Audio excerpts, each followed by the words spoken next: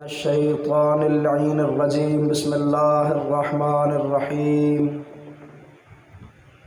الحمد لله الرفيع الأوفى الذي خلق السماوات العلى الذي خلق فسوى والذي قدر فهدى والذي أخرج المرعى فجعله غثاء أحوى والصلاة والسلام على صاحب نعمة العظمى والمحجة الكبرى النبي الأمي المكي المدني الاتهامي السيد البهي والسراج المضيء والكوكب الدري صاحب الوقار والسكينة المدفون بأرض مدينة بالقاسم محمد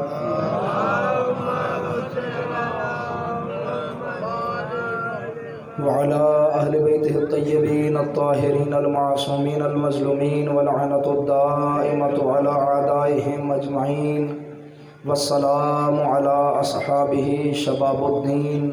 أما بعد. بسم الله الرحمن الرحيم. محمد رسول الله والذين معه أشداء على الكفار رحماء بينهم تراهم ركعا سجدا يبتغون فضلا من الله ورضوانا سيماهم في وجوههم من أثر السجود ذلك مثلهم في التوراة ومثلهم في الإنجيل كزرع أخرج شطأه فآزره فاستغلظ فاستوى على سوقه يعجب الزرع ليغيظ بهم الكفار وعد الله الذين آمنوا وعملوا الصالحات منهم مغفرة وأجرا عظيما. صلوات محمد.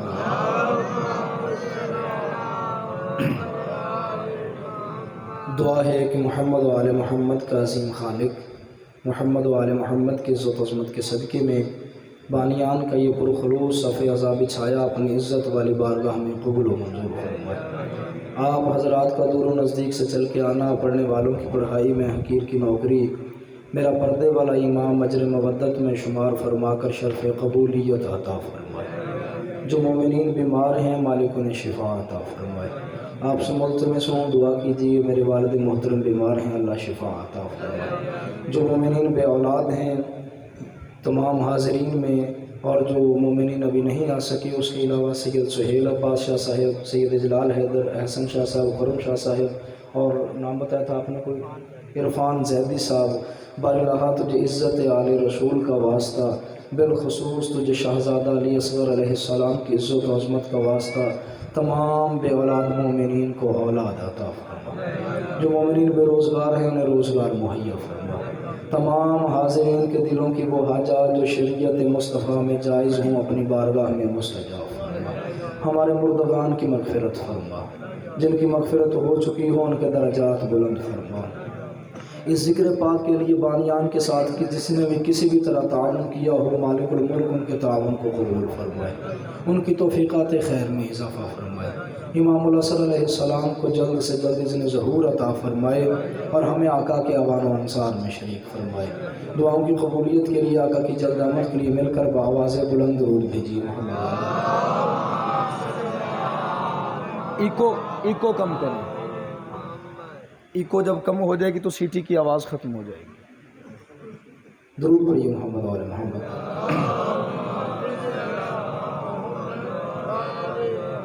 میرے محترم سامعین، سلسلہ گفتگو جو کہ ہم نے سورہ مبارکہ فتح کی آخری آیت سے شروع کیا اور ہمارا موضوع گفتگو ہے رسول اور معیت رسول. آج اپنے چھٹے مرحلے میں داخل ہو رہا ہے. ارشاد رب العزت ہے کہ محمد اللہ کے رسول ہیں اور جو ان کے ساتھ ہیں وہ کافروں پر سخت ہیں اور آپس میں رحم دل ہیں، اور جب بھی تم انہیں دیکھو گے وہ رکوع اور سجود کرتے ہوئے نظر آئیں گے. کثرت رکوع اور کثرت سجدہ کی وجہ سے تمہیں ان کی پیشانیوں پر عبادت کی وجہ سے داغ نظر آئیں گے. اور فرمایا کہ ان کی یہی مثالیں میں نے تورات میں بیان کی ہیں اور یہی مثالیں میں نے انجیل میں بھی بیان کی ہیں.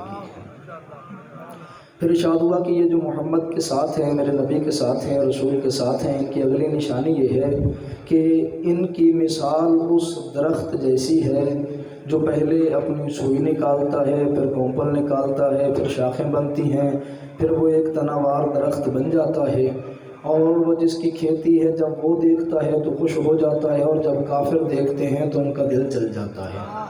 انہیں اللہ نے وعدہ کر لیا ان مومنین سے جو ایمان لائے اور جن کے عمل صالح ہیں، اللہ کے پاس ان کے لیے مغفرت بھی ہے اور اجر عظیم بھی ہے۔ قبل اس کے کہ میں سلسلہ گفتگو کو مزید آگے بڑھاؤں جہاں میں نے کل ختم کیا تھا، ایک آیت مجیدہ مزید آپ کے سامنے رکھوں گا تاکہ موضوع والی آیت میں جو بات ہے ذالک مثلہم فی التوراۃ و مثلہم فی الانجیل، یہ زیادہ اچھے طریقے سے واضح ہو سکے۔ وہ کون لوگ ہیں جن کی مثال اللہ نے تورات میں دی ہے، اور وہ کون لوگ ہیں جن کی مثال اللہ نے انجیل میں دی ہے۔ جیسے کہ پچھلی مجلسوں میں عرض کر گیا کہ اہل سنت دوستوں کے علماء نے بتاتے ہیں کہ اس سے مراد صحابہ کرام رضوان اللہ علیہم اجمعین ہیں، جبکہ حقیقت یہ ہے کہ اس سے مراد صحابہ کرام اس لیے نہیں ہو سکتے کیونکہ صحابہ کرام مسلمان ہوئے قرآن اترنے کے بعد، اور جن کی اللہ صفتیں بیان کر رہا ہے وہ تورات کے اترنے سے پہلے بھی محمد کے ساتھ تھے اور نزول انجیل سے پہلے بھی محمد کے ساتھ تھے۔ اب آئیے پھر میں آپ کو لے چلتا ہوں سورہ مبارکہ توبہ کی طرف۔ اللہ رب العزت ارشاد فرما رہا ہے ان اللہ اشتری من المؤمنین انفسهم واموالهم بان لهم الجنہ، فرمایا کچھ خاص مومنین ہیں جن سے اللہ نے تجارت کی ہے، ان کے جان اور مال خرید لیے ہیں، جنت انہیں بیچ دی ہے۔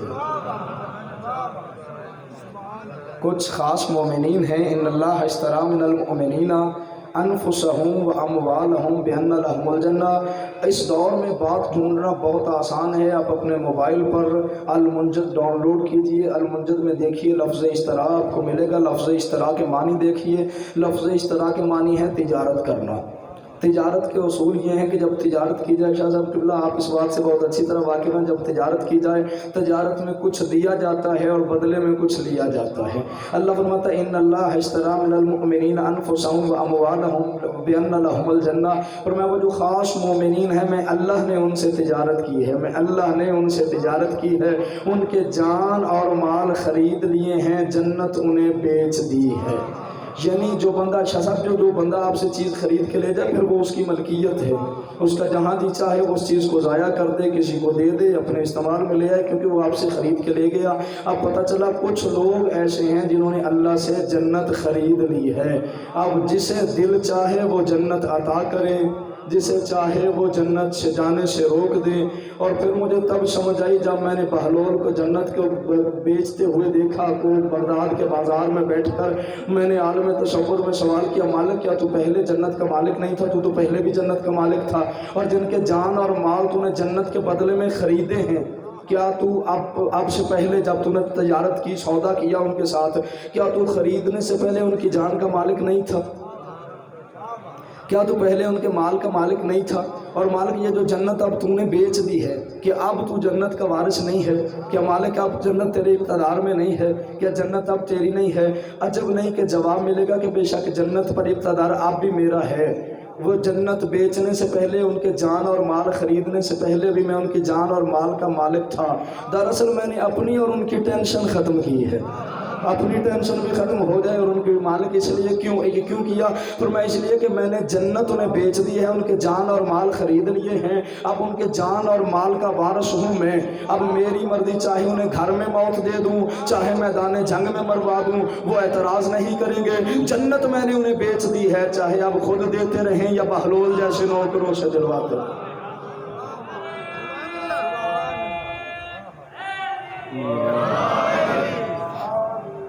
آزان کا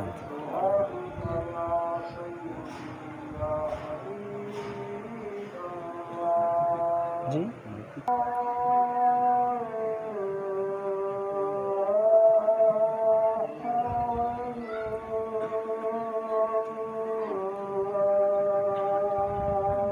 درود پڑھیے محمد والے محمد۔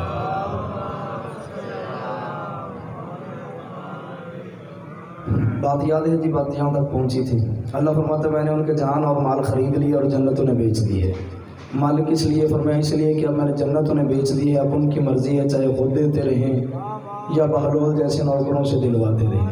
اب وہ جسے بھی جنت دیں گے، میں اللہ نے چونکہ بیچ دی ہے میں اعتراض نہیں کروں گا، اب ان کی مرضی پر منحصر ہے، وہ جسے چاہیں جنت عطا کر دیں۔ اور فرمایا ان کے جان اور مال میں نے خرید لیے ہیں، اب ان کی مرضی ہے، اب میری مرضی ہے، چاہے انہیں میں موت گھر میں دے دوں یا میدان جنگ میں دے دوں۔ اب سمجھ آئی میرے مولا علی میدان جنگ سے بھاگتے کیوں نہیں تھے؟ کیونکہ علی کو پتا تھا کہ میری جان کا مالک میں نہیں، میری جان کا مالک اللہ ہے۔ میں نے تو اپنی جان بیچ دی ہے، میں نے اپنی جان کے بدلے میں اللہ سے جنت خرید لی ہے۔ میں نے بلا وجہ آیت نہیں پڑھی، صرف داد لینے کے لیے، آپ کی توجہ کے لیے آیت نہیں پڑھی۔ آپ کو یاد ہوگا میں نے عرض کی تھی کہ ذالک مثلہم فی التوراۃ و مثلہم فی الانجیل، اس بات کو میں زیادہ اچھے طریقے سے واضح کرنے کے لیے آیت پڑھ رہا ہوں۔ فرمایا ان اللہ اشتری من المؤمنین انفسہم و اموالہم بان لہم الجنہ، وہ جو خاص مومنین ہیں میں نے ان سے تجارت کی، ان کے جان اور مال خرید لیے، جنت انہیں بیچ دی ہے۔ فرمایا فَيَقْتُلُونَ وَيُقْتَلُونَ، ان کی نشانی یہ ہے جنہیں میں نے جنت بیچی ہے نا، جنہیں میں نے جنت بیچی ہے، ان کی نشانی یہ ہے وہ پہلے اللہ کے راستے میں قتل کرتے ہیں پھر قتل ہوتے ہیں۔ پہلے اللہ کے راستے میں قتل کرتے ہیں پھر قتل ہوتے ہیں۔ یہ قتل کرتا وہ ہے جو میدان جنگ سے بھاگے نہ، جو خود میدان جنگ سے بھاگ جائے، اس کا مطلب ہے نہ وہ قتل کرتا ہے، اور جو بھاگ ہی گیا اس نے قتل کیا ہونا ہے؟ کیونکہ اگر وہ قتل ہونے سے نہ ڈرتا ہوتا تو پھر وہ بھاگتا کیوں؟ اس کا بھاگ جانا اس بات کی دلیل ہے کہ وہ قتل ہونے سے ڈرتا ہے۔ قتل کرتا ہوتا تو اسے پتا ہوتا جو آئے گا اسے میں مار دوں گا، بھاگ گیا اسے پتا تھا میں تو اس قابل ہے نہیں۔ اللہ آپ کو خوش رکھے جی جو میری بات کو مان۔ اچھا ویسے نا یہ جو ہمارا مجمع نا شیعہ مجمع، ان کی بھی ایک مجبوری بن گئی ہے، جب تک انہیں ہم کہیں نا کہ وہ بندے میدان جنگ میں کھڑے تھے تب تک ڈرتے ہوئے یہ بھی نہیں بولتے، وہ بھاگ جائیں تو پھر یہ بھی بول پڑتے ہیں، یعنی ان کی موجودگی میں بولنے کا ہمارے مجمع کا بھی حوصلہ نہیں ہو۔ یہ بھی چاہتے ہیں کہ بندے بھاگتے رہیں تو ہم بولتے رہیں، بندے بھاگنا چھوڑتے ہیں تو یہ بولنا چھوڑ دیتے ہیں۔ فرمایا ان کی نشانی یہ ہے وہ اللہ کے راستے میں قتل کرتے بھی ہیں قتل ہوتے بھی ہیں۔ اب توجہ رکھیے گا تاکہ مجھے زیادہ زحمت نہ کرنی پڑے، مجھے زیادہ بات گہرائی میں نہ لے جانی پڑے۔ فرمایا وہ جو محمد کے ساتھ ہیں وہ کثرت رکوع اور کثرت سجدہ، اور ان کی پیشانیوں پر کثرت سجدہ کے داغ، اور ان کی یہی مثال تورات میں اور یہی مثال انجیل میں اب ارشاد ہوا کہ میں نے جنت بیچ دی، ان کے جان اور مال خرید لیے۔ فرمایا جنہیں میں نے جنت بیچی ہے ان کی نشانی یہ ہے کہ اللہ کے راستے میں پہلے قتل کرتے ہیں پھر قتل ہوتے ہیں۔ پھر فرمایا وعدًا علیہ حقًا فی التوراۃ والانجیل والقرآن، فرمایا یہ جو میں نے انہیں جنت بیچی ہے، ان کے جان اور مال خریدے ہیں نا، اس کا تذکرہ میں نے تورات میں بھی کیا ہے، اس کا تذکرہ میں نے انجیل میں بھی کیا ہے، اس کا تذکرہ میں نے قرآن میں بھی کیا ہے۔ اس کا مطلب ہے جنہوں نے جنت خریدی ہے نا وہ قرآن کے محتاج نہیں، قرآن ان کا محتاج ہے۔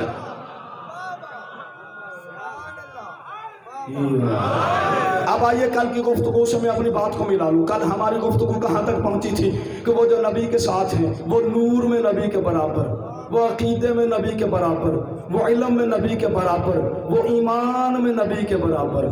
آج آئیے آگے سفر کرتے ہیں، جتنا وقت ہوا اتنی آیتیں پڑھ لیں گے، جہاں وقت ختم نہ چھوڑ کے پھر کل انشاءاللہ پھر وہیں سے پڑھ لیں گے۔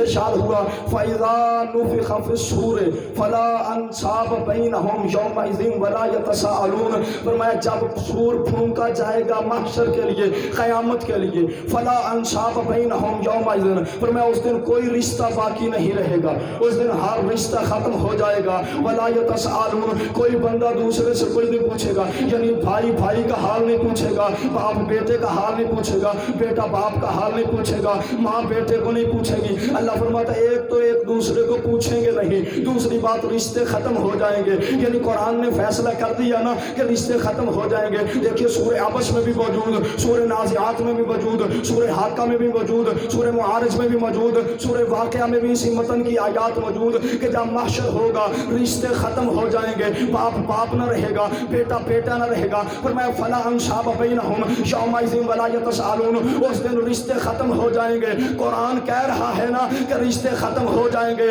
کمال نہیں وہ رشتے جنہیں میرا نبی فرماتا ہے یا علی انت اخی فی الدنیا والآخرہ، علی تو دنیا میں بھی میرا بھائی ہے، تو آخرت میں بھی میرا بھائی ہے۔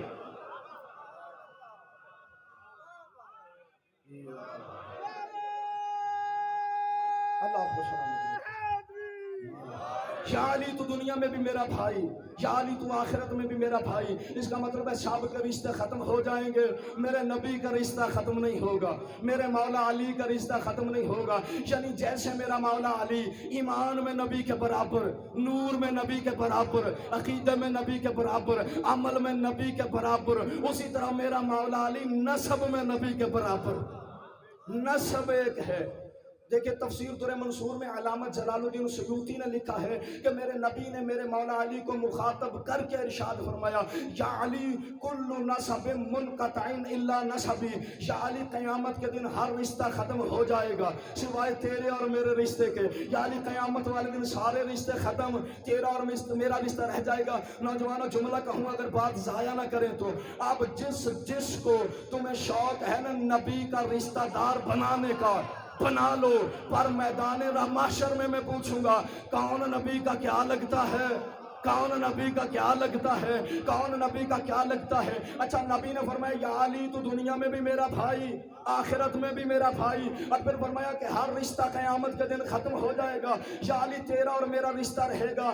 ثابت ہوا اگر کوئی اور نبی کا رشتہ دار ہوتا یا خود کو نبی کا رشتہ دار سمجھتا، وہ کہہ تو دیتا نا یا رسول اللہ علی کا رشتہ رہے گا تو میں کدھر جاؤں گا، علی کا رشتہ تو رہنا ہے۔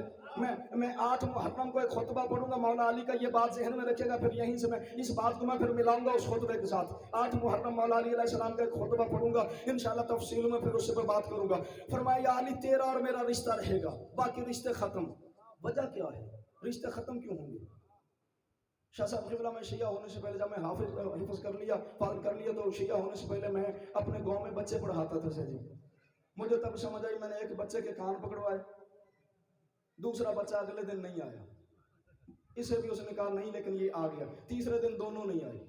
میں ان کے گھر والوں کو بلایا، بچے نہیں آئے۔ اس نے کہا وہ بچہ ہمارا کہتا ہے ہم نے اس مولوی کے پاس پڑھنے نہیں جانا، کسی اور کے پاس جانا۔ میں نے اس بچے سے پوچھا کیوں؟ اس نے کہا آپ نے میرے بھائی کے کان پکڑوائے تھے۔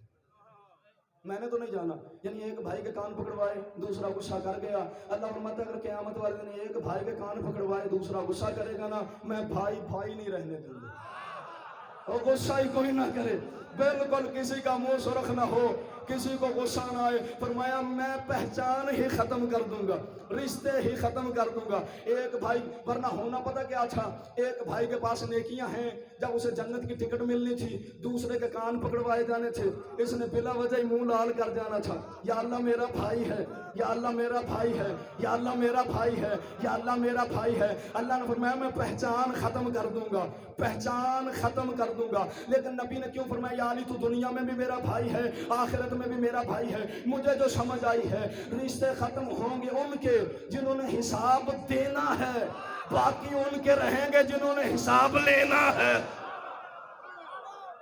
حساب حیدری، حساب دینے والے اور ہیں، حساب لینے والے اور ہیں۔ میں بات مثال سے واضح کر دوں جناب، میں مانگوں پانی، وہاں سے وہ مجمع کے آخر سے ایک مومن پانی کا گلاس لے کے چلے، کدھر جائے گا؟ ادھر؟ ادھر؟ کدھر آئے گا؟ میری طرف نا۔ ادھر کیوں نہیں جائے گا؟ کیونکہ ادھر مولوی نہیں ہے۔ ادھر بھی نہیں جائے گا کیونکہ ادھر بھی مولوی نہیں ہے۔ اگر مثال کے طور پہ کرسی پہ اللہ بیٹھا ہو اور بندہ نامہ اعمال ہاتھ میں لے کے چل پڑے، ادھر جائے گا نا جدھر اللہ ہے، ادھر ہی جائے گا نا۔ اس کا مطلب جہاں سے جا رہا ہے وہاں تو اللہ نہیں ہے نا۔ جو یہاں ہو اور وہاں نہ ہو وہ اللہ نہیں ہوتا۔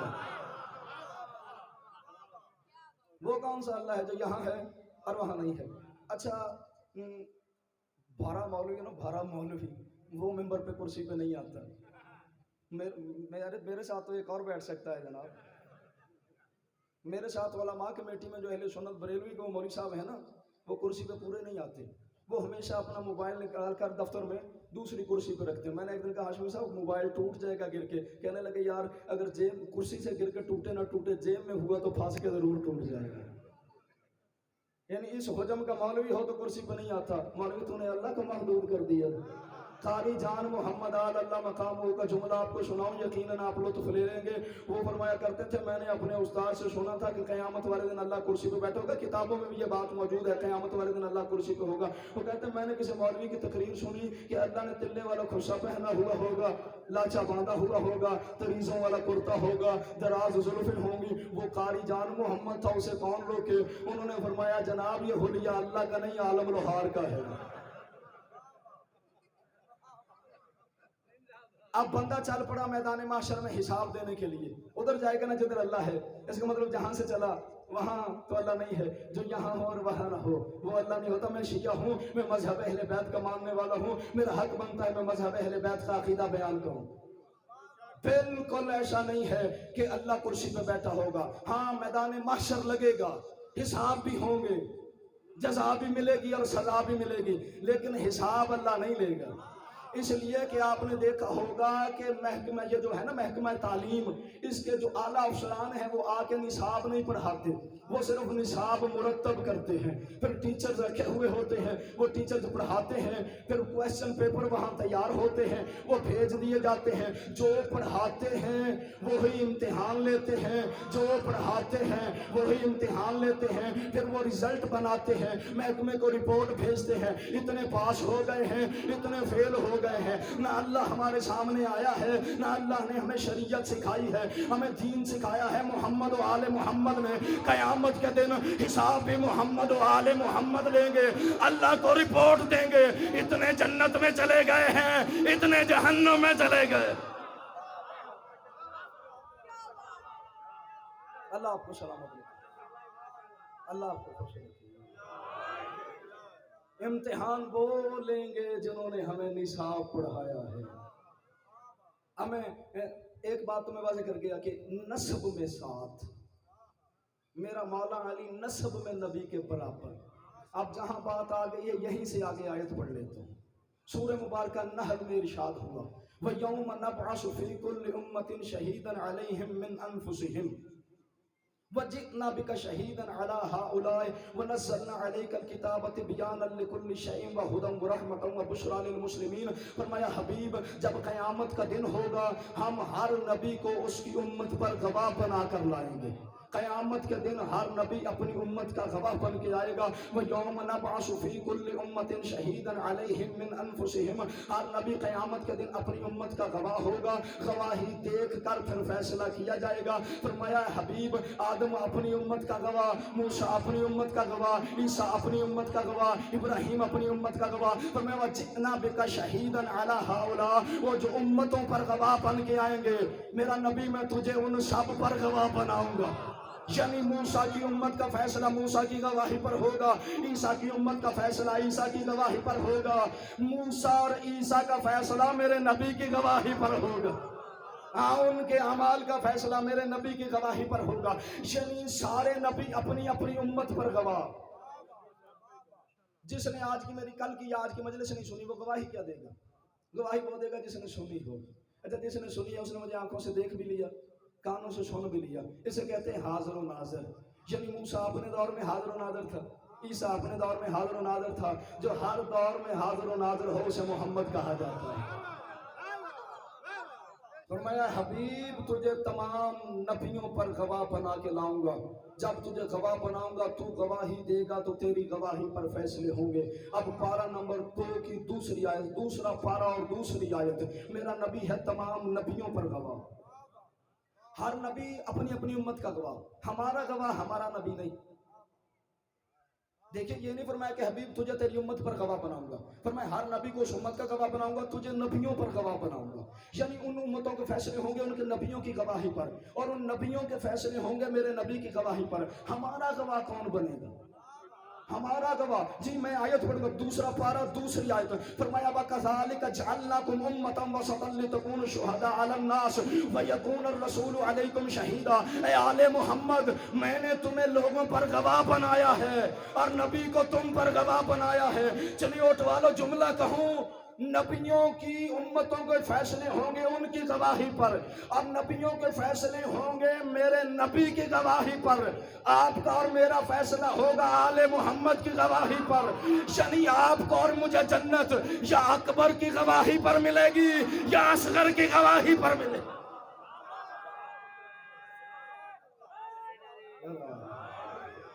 آل محمد کی معرفت، اللہ آپ کو سلامت رکھے۔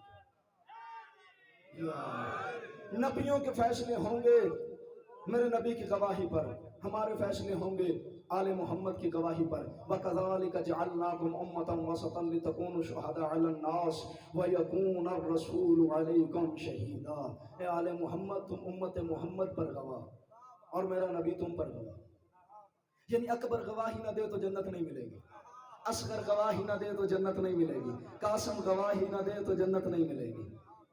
ایک آیت کا اضافہ کروں جناب، ہے میرے موضوع میں نہیں لیکن چونکہ بات بالکل بات سے بات ملتی ہے تو اضافہ کر لیتا ہوں۔ سورہ مبارکہ مومنون ابتدائی 9-10 آیتوں کا ترجمہ آپ کے سامنے رکھنے کے بعد میں نتیجہ دے آیتیں نہیں پڑھوں گا، ترجمہ رکھوں گا۔ پھر میں مومن کامیاب ہو گئے، وہ جو نماز کی پابندی کرتے ہیں، وہ جو زکوٰۃ دیتے ہیں، وہ جو بیہودہ باتوں سے بچتے ہیں، وہ جو نماز کی حفاظت کرتے ہیں، فرمایا اولئک ھم الوارثون، یہی وارث ہیں۔ مالک کس کے؟ فرمایا جنت الفردوس کے۔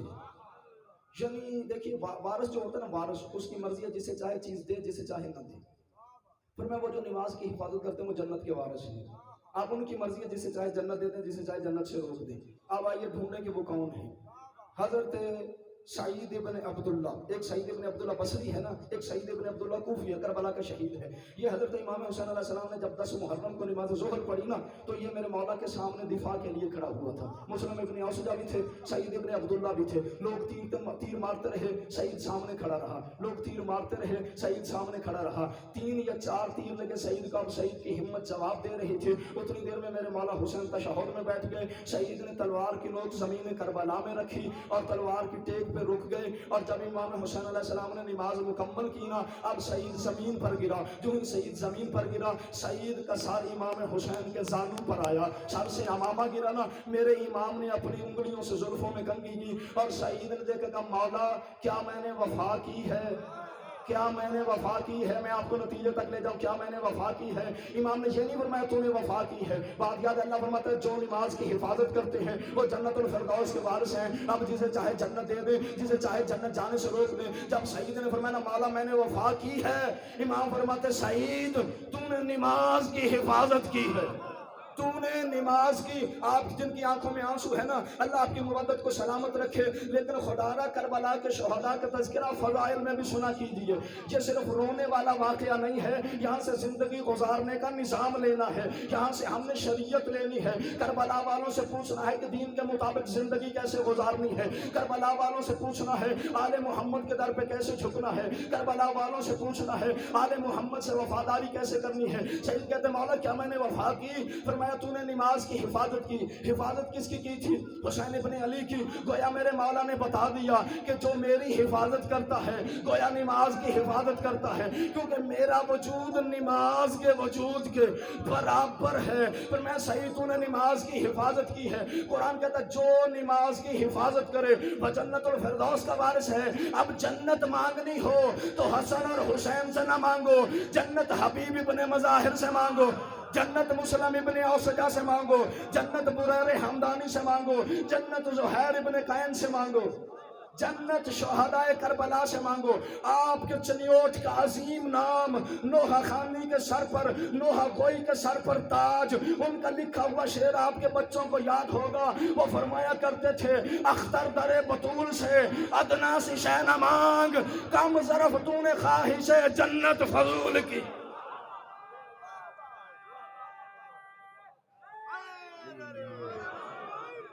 گواہی میں ساتھ آپ پارہ نمبر 17 سیکنڈ لاسٹ آیت فرمایا ملت ابیکم ابراہیم، اے حبیب تو اپنے باپ ابراہیم کی ملت پر ہے۔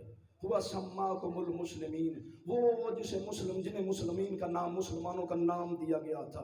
فرمایا لیکون الرسول علیکم شہید، ذہن میں ہے جی، رسول تم پر گواہ۔ اب پھر فرمایا تم ان پر گواہ، حبیب تم ان پر گواہ، یعنی ابراہیم پر بھی میرا نبی گواہ، موسیٰ پر میرا نبی گواہ، عیسیٰ پر میرا نبی گواہ۔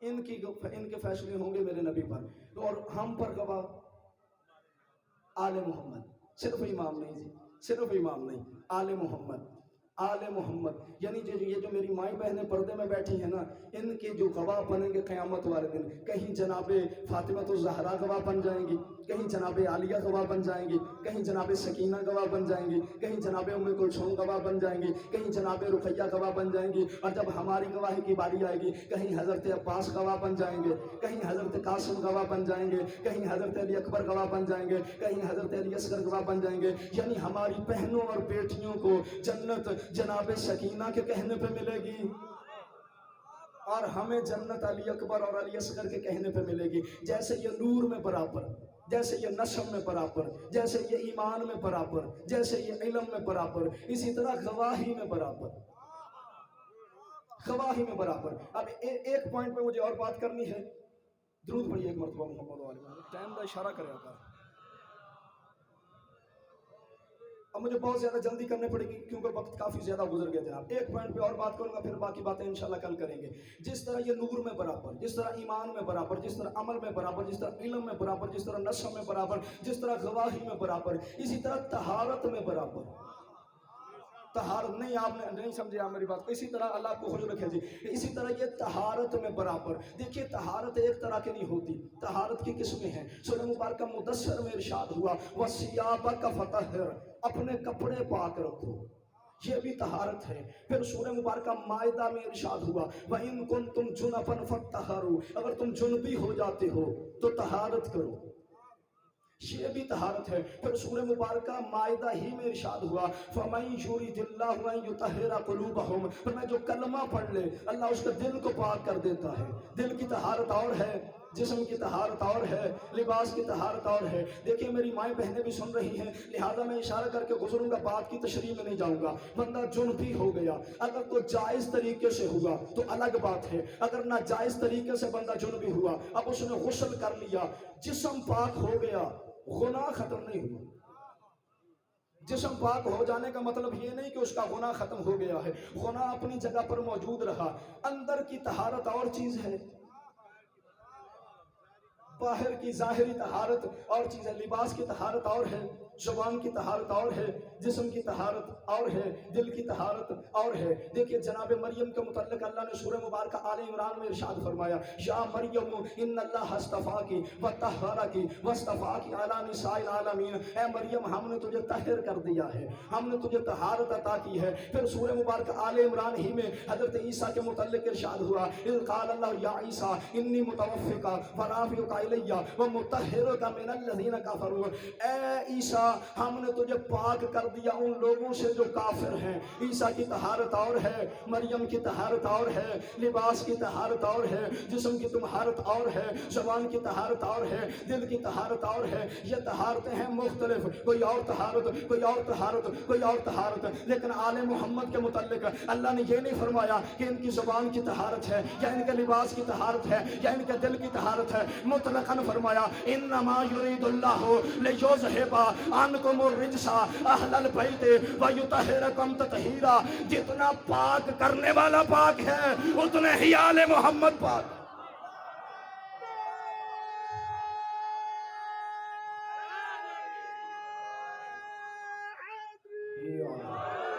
میں آپ کو پھر یہیں واپس لاؤں گا، لیکن دو آیتیں میرے ذہن میں اور آ گئی ہیں تاکہ میں بات کو مکمل کر سکوں۔ ان اللہ وملائکتہ یصلون علی النبی یا ایھا الذین آمنوا صلوا علیہ وسلموا تسلیما۔ پڑھیے درود کیسے پڑھتے ہیں؟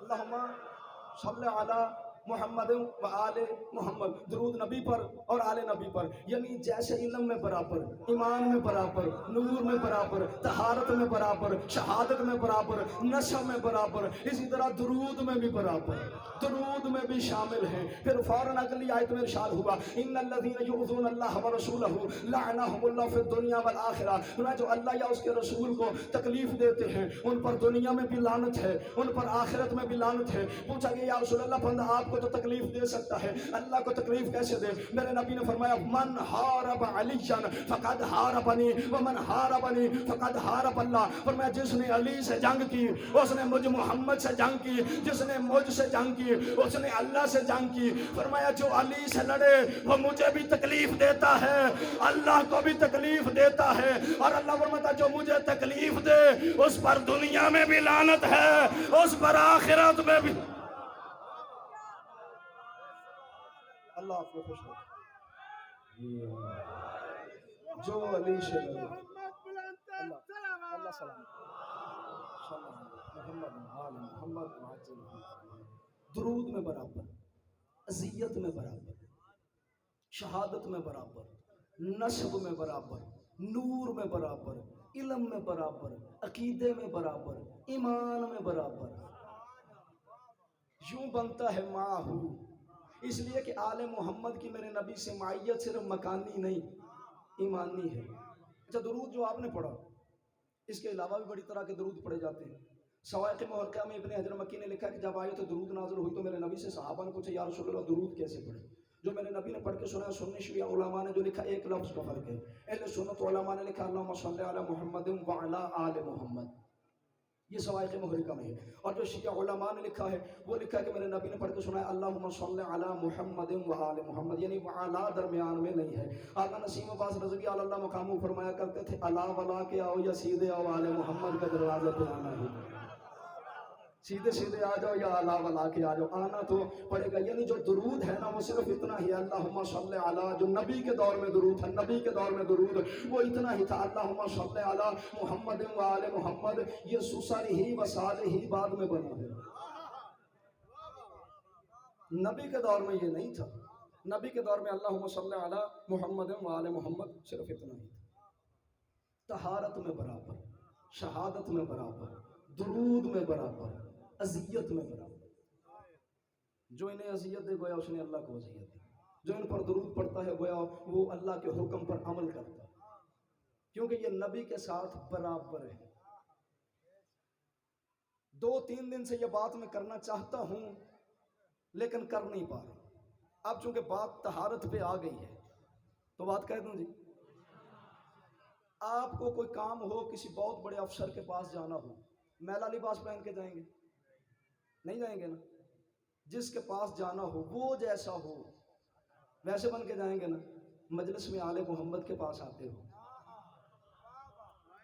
نہیں آپ نے توجہ نہیں فرمائی جناب، مجلس میں آل محمد کے پاس آتے ہو، کبھی سوچا ہے کتنے پاک ہیں؟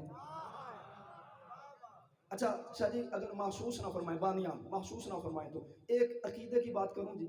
جہاں مجلس ہو نا تو آپ ذاکرین جب آتے ہیں پڑھنے کے لیے تو آپ ان کے آنے کے لیے انتظام کرتے ہیں، ٹیبل یا ممبر رکھتے ہیں نا، تو جہاں مجلس ہو وہاں امام کے بیٹھنے کا بھی انتظام کیا کریں، ایک مصلی بچھایا کریں۔ جہاں مجلس ہو نا ایک مصلی بچھایا کریں، کیونکہ ذاکر کے آنے کا تمہیں پتہ ہے کہ آنا ہے، اس کے لیے انتظام ہونا چاہیے، حجت العصر میں نہیں آنا۔ ایک مصلی وہاں بچھایا کریں جہاں مجلس ہو، ممبر کے پاس بچھا دیا کریں کہ یہاں میرا مولا بیٹھے گا۔ اچھا جتنے پاک ہیں اتنے تو ہم ہو نہیں سکتے، کیونکہ ہماری طہارت اور ہے، ان کی طہارت اور ہے۔ کم سے کم بندے کو وضو تو کر کے آنا چاہیے۔ یہ بات جب پہلی مرتبہ میں نے کہ میں ممبر پہ تھا تو بات میرے ذہن میں آئی، سادات عظام بی بی کی عزت کی قسم میری آنکھوں میں بے ساختہ آنسو آ گئے جب بات میرے ذہن میں آئی۔ ہم شیعوں کا عقیدہ ہے کہ جب ہم مجلس میں روتے ہیں تو بی بی ہمارے آنسو اپنے رومال میں لے جاتی ہے، امام حسین علیہ السلام کے زخموں پہ لگاتی ہے، زخم ٹھیک ہو جاتے ہیں۔ ایسا ہی ہے نا جی، میں نے تو بہت بعد میں یہ روایت پڑھی لیکن آپ نے تو بچپن سے علماء و ذاکرین سے یہ سنا ہوگا نا۔ اب دیکھیے وہاں جو بندہ وہ سامنے بیٹھا ہے، آپ میرا آنسو رومال میں لینا چاہیں تو وہاں سے نہیں لے سکتے، میرے پاس آنا پڑے گا۔ ایسا ہی ہے نا، بی بی رومال میں آنسو لیتی ہے، اس کا مطلب بی بی اتنا قریب آئے گی، محمد کی بیٹی اتنا قریب آئی، بندہ بغیر وضو کے بیٹھا ہو، شرم نہیں آئے گی؟ اچھا دوسری بات پریکٹیکلی دیکھیے گا، سبتین شاہ جی بندہ آپ کو کوئی ایسا معاملہ بتائے، آپ کے لیے لازم ہے وہ بندہ مجھ تک پہنچائیے گا۔ میری بات غلط نکلے مجھے دوبارہ ممبر پہ آنے کا حق حاصل نہیں۔ کسی نے دیکھا ہو تو مجھے بتا دی، ابھی بتا دیجیے گا۔ کبھی دیکھا ہے کسی کے ہاں کوئی مر گیا ہو، جو لوگ جنازے میں جائیں، جنازے کے ساتھ جاتے ہوئے کسی کے منہ میں پان ہو، کسی کے ہاتھ میں سگریٹ دیکھی ہو، بندہ سگریٹ پی رہا ہو، جنازہ آتا نظر آئے، بندہ سگریٹ پھینک دیتا ہے، بندہ پان کھا رہا ہو، پتہ چل جائے جنازے کا ٹائم ہو گیا، بندہ فوراً پان تھوک کے کلی کر کے وضو کر کے چل پڑتا ہے۔ کیوں؟ لوگ سمجھتے ہیں کہ کسی کے جنازے کے ساتھ جب جانا ہو نا تو پھر منہ میں پان نہیں ہونا چاہیے، جب کسی کے جنازے کے ساتھ جانا ہو تو پھر ہاتھ میں سگریٹ نہیں ہونی چاہیے۔ یہ جو تعزیہ اٹھاتے ہو نا، یہ صرف زیارت نہیں، یہ حسین ابن علی کا جنازہ ہے۔ جب کسی کا کوئی عزیز مر جائے نا تو چاہے وہ جتنا بھی بیمار ہو، کچھ بھی کسی مصیبت میں ہو، مشکل ہو، وہ کوشش کرتا ہے جنازے کو کندھا خود دوں، ہوتی ہے نا کوشش۔ چلیے اٹھ والو، آپ کو سلام ہے۔ مجھے وہ پچھلے سال 10 محرم کا منظر ابھی تک یاد ہے جو میں نے تعزیہ داری آپ کے شہر میں دیکھی۔ میں نے ماتمیوں کے، میں نے عزاداروں کے، تعزیہ اٹھانے والوں کے پاؤں سوج کر اتنے موٹے موٹے ہوئے دیکھے، میرے ذہن میں، میرے تصور میں سجی آج تک بات موجود ہے۔ لیکن خدا را اسے تعزیہ سمجھ کے نہ اٹھا، اسے حسین ابن علی کا جنازہ سمجھ کے اٹھا۔ اور جب جنازہ حسین کا اٹھانا ہونا تو منہ میں پان نہیں ہونا چاہیے، ہاتھ میں سگریٹ نہیں ہونی چاہیے، چہرے پہ مسکراہٹ نہیں ہونی چاہیے، گریبان کھلا ہوا ہونا چاہیے، بندے کو باوضو ہونا چاہیے۔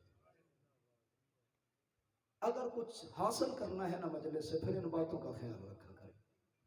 آج اس کا جنازہ ہے جس کی پوری زندگی سفر میں گزر گئی۔ کربلا میں اور شام میں یہ دو بہن بھائی نہ ہوتے نا تو کربلا کا پھر نتیجہ کچھ اور ہونا تھا۔ 18 دن کے ہیں جب ماں اٹھا کے چلی ہے۔ 2 محرم کو میرے مولا کربلا پہنچے ہیں۔ یہ شہادتیں 3 کو بھی ہو سکتی تھی، 4 کو بھی ہو سکتی تھی۔ 10 محرم تک صرف اس لیے انتظار کیا کہ اصغر کی عمر قربانی کی ہو جائے، اصغر بھی میرے نانا کی امت کا گواہ بن جائے۔ جب مدینے سے چلنے لگے تھے نا، بی بی صغرا سلام اللہ علیہ نے فرمایا تھا بابا صاحب کو لے جا رہے ہیں، اصغر میرے پاس چھوڑ دیں۔ بی بی نے اٹھایا ہوا تھا، علی اصغر بہن کے سینے پہ تھا اور یوں دونوں بازو بہن کی گردن میں حمائل کیے ہوئے تھے۔ امام علیہ السلام سے جب بی بی نے فرمایا بابا صاحب کو لے جاؤ، اصغر مجھے دے جاؤ، امام فرماتے ہیں صغرا میں تجھے اصغر لیتا نہیں، اصغر کے کان میں ایک بات کر لینے دے، تیرے پاس رہا تو دور رکھ لینا، میرے پاس آ گیا تو میں لے جاؤں گا۔ بی بی نے فرمایا بابا مجھے منظور ہے۔ امام نے اصغر کے کان میں کوئی بات کی، امام ابھی پیچھے ہٹنے لگے تھے، اصغر نے دونوں بازو بی بی صغرا کی گردن سے نکالے، امام حسین کی طرف بڑھا دیے، امام نے اٹھا لیا، بی بی رو پڑی، فرمایا بابا اصغر کو لے جا، میں روکتی نہیں، پر بابا بتا تو صحیح تو نے اصغر کو کہا کیا تھا؟ فرمایا صغرا میں نے اصغر کے کان میں کہا تھا اصغر اگر تو مدینے میں رہ گیا، کربلا میں میرے ساتھ نہ گیا، اصغر حرملا کا تیر کون کھائے گا؟ اصغر تیرے حصے کا تیر کون کھائے گا؟ اصغر کربلا میں تیرے باپ کی مظلومیت کا گواہ کون بنے گا؟ اصغر قیامت کے دن میرے نانا کی امت کی شفاعت کون کرے گا؟ آیت اللہ ابو القاسم خوئی ہمارے بہت بڑے مجتہد گزرے ہیں، میں نے ان کی ایک تقریر فارسی میں سنی، اس میں سے 4 جملے آپ کو سناؤں گا۔ وہ فرمایا کرتے تھے کہ حضرت علی اصغر کو 2 محرم سے ماں کا دودھ نہیں ملا، 2 محرم سے ماں کا دودھ علی اصغر کو نہیں ملا، 7 محرم کے بعد علی اصغر کو پانی نہیں ملا۔ اب توجہ نہیں فرما رہے، ہمیں چونکہ بھائی بھی آگے ہیں اور مجھے وقت کا بھی خیال رکھنا ہے، میں تفصیلی مصائب نہیں پڑھوں گا، لیکن ایک بات سمجھا لوں جناب آپ کو۔ 2 محرم سے ماں کا دودھ نہیں ملا، 7 محرم کے بعد پانی نہیں ملا، کتنا وزن رہ گیا ہوگا؟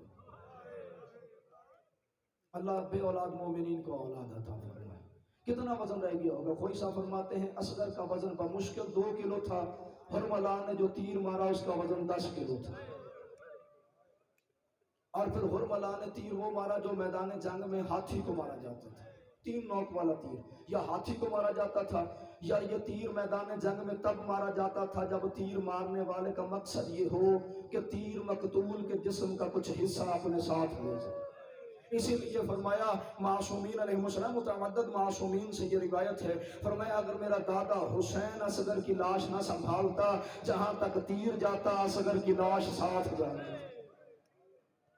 ایک غیر مسلم نے یہ جملہ کہا، غیر مسلم نے، ایک ہندو نے، حسین کانفرنس، امام حسین علیہ السلام کے نام پہ ایک کانفرنس ہوتی تھی لاہور میں، وہ ایک ذاکر کو، خطیب کو باعث آیا، اس نے حضرت علی اصغر کی شہادت پڑھی کہ حضرت علی اصغر کو تیر لگا تو علی اصغر مسکرائے۔ اس کے بعد وہ ہندو جب آیا نا اسٹیج پر، اس نے کہا مسلمانوں شرم کرو، تم نے تیر اسے مارا ہے جسے یہ بھی نہیں پتا تھا تیر لگنے کے بعد رویا جاتا ہے یا ہنسا جاتا ہے۔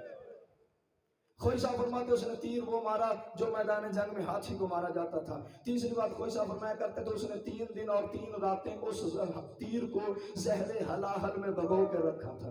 چوتھی بات خوئی صاحب فرمایا کرتے تھے کہ اگر تیر کھڑے ہو کے مارا جائے تو کم زور سے لگتا ہے، اگر گھٹنا زمین پہ ٹیک کے مارا جائے تو تیر زیادہ زور سے لگتا ہے۔ وہ فرمایا کرتے تھے حرملا نے تیر کھڑے ہو کے نہیں مارا، حرملا نے تیر گھٹنا زمین پر ٹیک کے مارا ہے۔ ادھر حرملا نے تیر ترکش میں رکھا، اس نے تیر مارنے کا ارادہ کیا، ادھر سے خیمے کا پلہ ہٹا، بی بی نے فرمایا اصغر میں خود تیر انداز ہوں، میں اس کا نشانہ دیکھ رہی ہوں، اصغر اس کا نشانہ غلط ہے، خیال رکھنا اگر تیرا پاپا زخمی ہو گیا تو میدان محشر میں محمد کی بیٹی کو کیا منہ دکھاؤں گی، کیا کہوں گی بی بی میرے بیٹے کے ہوتے ہوئے تیرا بیٹا کیوں زخمی ہو گیا۔ امام جعفر صادق علیہ السلام کا مہمان خانہ تھا۔ جو بات جو روایت میں سنانے لگا ہوں شاید اس کے بعد مجھے مسائل پڑھنا نہ پڑے، آپ نتیجے تک پہنچ جائیں گے۔ امام کا مہمان خانہ، محرم کا مہینہ تھا، لوگ بیٹھے ہوئے تھے، امام گھر کے اندر تھے، مومنین آپس میں باتیں کر رہے تھے۔ ایک مومن نے کہا امام حسین کو حضرت عباس کی لاش پہ بڑی مشکل پیش آئی، جوان بھائی تھا، بوڑھے بھائی کو جوان بھائی کے بازو اٹھانے پڑ گئے۔ دوسرے مومن نے کہا تیری بات اپنی جگہ پر ٹھیک ہے، لیکن اس سے زیادہ مشکل امام حسین کو پیش آئی جب علی اکبر کی لاش اٹھانی پڑی۔ جوان بیٹے کی لاش اٹھانا ضعیف باپ کے لیے بڑا مشکل کام ہے۔ تیسرے مومن نے کہا بات تیری بھی ٹھیک ہے، لیکن اس سے زیادہ مشکل شہادت حضرت قاسم کی ہے جس کے ٹکڑے کربلا کے غریب کو چننے پڑ گئے۔ یہ مومن آپس میں باتیں کر رہے تھے، اندر سے امام جعفر صادق نکل کے باہر آئے۔ میرے مولا کا گریبان چاک تھا، آنکھوں میں آنسو تھے، زلفیں بکھری ہوئی تھی، امامہ سر پہ نہیں تھا۔ میرے مولا نے فرمایا میں کربلا کا وارث ہوں اور مجھ سے پوچھو میرے دادا حسین کو زیادہ مشکل کہاں پیش آئی۔ اب مومن تو ماتم کرنے لگ گئے، مولا آپ بتائیے کہاں مشکل پیش آئی۔ فرمایا جب علی اصغر کو تیر لگا۔ مومنین نے کہا مولا وہ تو بہت چھوٹا تھا۔ فرمایا جتنا چھوٹا تھا میرے دادے پہ اتنی مشکل بن گئی۔ مولا واضح فرمائیے کیسے؟ فرمایا جب بھی کوئی شہید زین سے گرتا تھا میرا دادا حسین جاتا تھا، اس کا سر اٹھا کے اپنے زانوں پہ رکھتا تھا، اس کی زلفوں میں اپنی انگلیوں سے کنگھی کرتا تھا، اس سے میرا دادا باتیں کرتا تھا تاکہ اسے موت کی سختی محسوس نہ ہو۔ امام فرماتے جب اس شہید کی پیاسی روح نکلنے لگتی تھی نا میرا دادا حسین اپنا چہرہ پھیر لیتا تھا تاکہ میں شہید کی نکلتی ہو روح اپنی آنکھوں سے نہ جو ماتمی ہو جو آزادار ہو دیکھنا میری طرف تاکہ میں بات سمجھا لوں۔ امام فرماتے ہر شہید کی روح جب نکلنے لگتی تھی میرا دادا حسین چہرہ پھیر لیتا تھا۔ فرمایا ادھر علی اصغر کو تیر لگا، میرے دادے نے تیر گردن سے نکالنا شروع کیا، ادھر تیر کی نوک گردن سے باہر آئی، علی اصغر موت کی ہچکی لینے لگا۔ فرمایا میرا دادا حسین چہرہ پھیرنے لگا، علی اصغر نے ننھے ننھے ہاتھ باپ کی داڑھی پہ رکھے۔ فرمایا بابا چہرہ بعد میں پھیرنا اور پہلے میرا آخری سلام تو لے لے، بابا تیرا بیٹا دنیا سے جا رہا ہے، بابا چہرہ بعد میں پھیرنا۔ اللہ علی اصغر کے صدقے میں بے اولاد مومنین کو اولاد عطا فرمائے، بیمار مومنین کو شفا عطا فرمائے۔ عزادار علی اکبر کی شہادت بے شک بڑی مشکل ہے، لیکن اکبر وہ شہید ہے جس کی شہادت پر ایک بی بی خیمے سے باہر آئی، لیکن علی اصغر وہ شہید ہے جس کی شہادت پر 2 بیویاں خیمے سے باہر۔ ایک بی بی میں کچھ ہوں، یہ اپنا صحابہ ذرا مجھے دیجیے گا جی، میں بات سمجھانا چاہتا ہوں، ایک مہربانی فرمائیے گا، دیکھنا میری طرف جی، اس کے بعد مجھے کچھ نہیں پڑھنا پڑے گا اور میں بھائی کو ممبر بھی دے دوں گا۔ پہلی بار علی اصغر ماں سے جدا ہوا، گھر سے باہر گیا، پانی پی کر علی اصغر تھوڑی دیر کے بعد جب خیموں کی طرف واپس آئے، 10 محرم کو ایک کام کیا کرو، جب 10 محرم کو 10-11 بجے کا وقت ہو جائے نا، وضو کر کے ہاتھوں پہ قرآن مجید اٹھا لیا کرو، 7 مرتبہ دائیں جایا کرو، 7 مرتبہ بائیں جایا کرو۔ وجہ پوچھو حافظ امجد وجہ کیا ہے؟ جب علی اصغر شہید ہو گئے نا، امام علی اصغر کی لاش لے کر خیموں کی طرف بڑھے، دل میں خیال آیا اصغر کی ماں اصغر کو دیکھے گی تو مر جائے گی، میرا مولا مقتل کی طرف واپس پلٹ پڑا۔ پھر خیال آیا اگر لے کے نہ گیا تو ماں پوچھے گی میرا اصغر کہاں ہے، پھر خیموں کی طرف پلٹے، پھر خیال آیا سکینہ مر جائے گی، پھر واپس مقتل کی طرف پلٹ پڑے۔ 7 بار میرا مولا میدان کی طرف واپس گیا، 7 مرتبہ خیموں کی طرف آئے۔ 10 محرم کو ہاتھوں پہ قرآن اٹھا لیا کرو، 7 مرتبہ دائیں جایا کرو، 7 مرتبہ بائیں جایا کرو۔ پھر امام حسین کو مخاطب کر کے کہا کرو مولا ہم قرآن کو تیرا اصغر سمجھ کر تیری سنت پہ عمل کر رہے ہیں، مولا ہم اسے قرآن نہیں سمجھ رہے، ہم اسے تیرے اصغر کا جنازہ سمجھ رہے ہیں، ہم اسے تیرے علی اصغر کی لاش سمجھ رہے ہیں۔ امام پہنچے خیموں کے قریب، اندر سے بی بی ام کلثوم روتی ہوئی باہر آئی، فرمایا حسین بھیا اصغر کی لاش مجھے دے۔ بہن کیا ہوا؟ فرمایا میں نے دیکھا تیر تو کان پر لگا ہے، میرا اصغر شکم تک شہید ہو گیا ہے۔ یہی وجہ ہے امام زمانہ زیارت ناہیہ میں ارشاد فرماتے ہیں السلام علی من ذبح من الاذن الی الاذن، سلام اس پر جسے ایک کان سے لے کر دوسرے کان تک شہید کر دیا گیا۔ امام خیمے میں اصغر کی لاش لے کے آئے، آخری جملہ ہے میری طرف دیکھیے گا جس کے لیے میں نے بھائی سے یہ صافہ لیا ہے۔